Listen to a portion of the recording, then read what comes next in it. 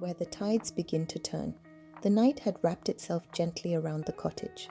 Osci sat on the wooden balcony with her back against the doorframe, bare feet stretched across the cool boards while the sea breathed quietly below. The crescent moon hung above the water like a silver lantern, its reflection trembling across the slow rhythm of the tide. Inside, the lamp cast a soft amber glow that spilt through the doorway, but out here the world belonged to blue shadows, distant waves, and the quiet company of the stars. Earlier that afternoon, she had discovered a new playlist, one of those collections of songs that felt less like music and more like a place. The melodies had followed her all evening, lingering somewhere in the back of her mind while she worked at her desk.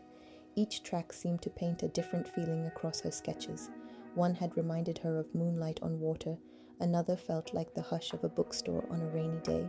By the time the last song faded, her drawings had begun to change almost without her noticing, softer lines appearing where once she had drawn sharp ones, small details slipping into the margins like quiet secrets.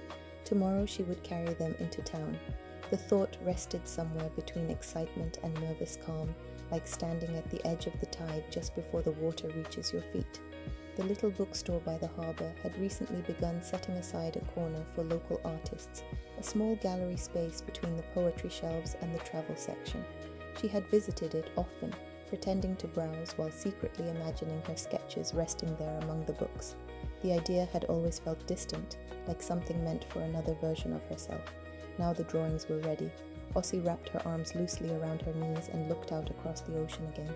The moon had climbed higher, bright enough that the waves glimmered like scattered glass.